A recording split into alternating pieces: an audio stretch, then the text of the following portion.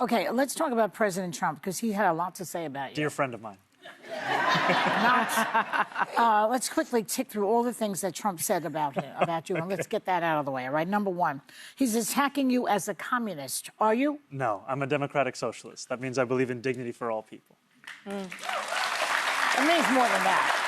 Yeah, I think... You're not a communist. I agree with that. No, I'm not a communist. And I think, a lot of New Yorkers have asked me, what does it mean that you're a democratic socialist? Yeah. And I tell them to think about the words of Dr. King from decades ago. He said, call it democracy or call it democratic socialism. There has to be a better distribution of wealth for all of God's children in this country. And that's the heart of it. Okay.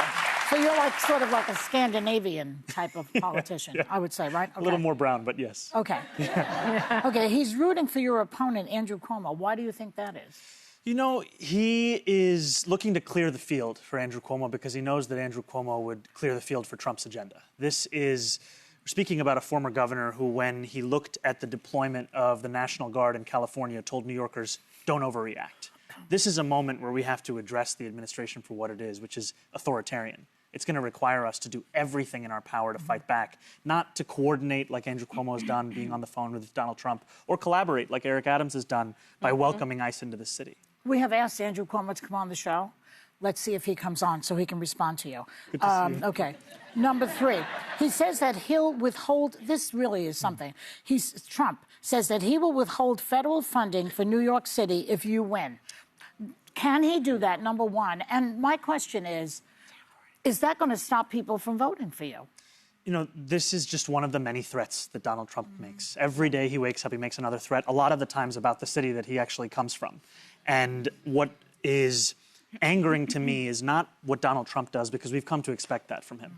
But it's the idea that we have to accept that as the law, the idea that we have to accept that as normal. We have to fight that because we know not only is it an overreach from a federal administration, it's an example of what he's done elsewhere. Yeah. In California, he's spoken about withholding federal funding. The attorney general there has estimated that for every dollar they spend in legal fees, they've won more than $30,000 back in funds they would have lost.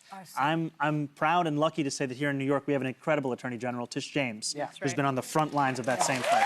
Isn't that tampering, though? Isn't that tampering when you threaten somebody and say, if you vote for this person? Yeah. Isn't that I think so. voter tampering? It's the thing that he says that everybody does. Now he's doing it. Yeah. I'm just saying. Okay. He's familiar with fraud. Here's my last one. He wants to use cities like New York as military training grounds. Can you stop him?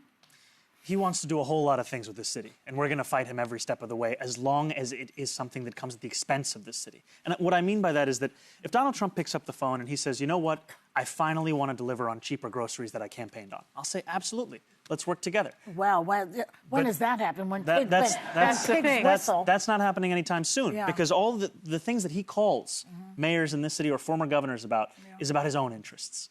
And we deserve a mayor who will look to the people of the city and see that's who I'm accountable to, not look to the White House and ask for permission.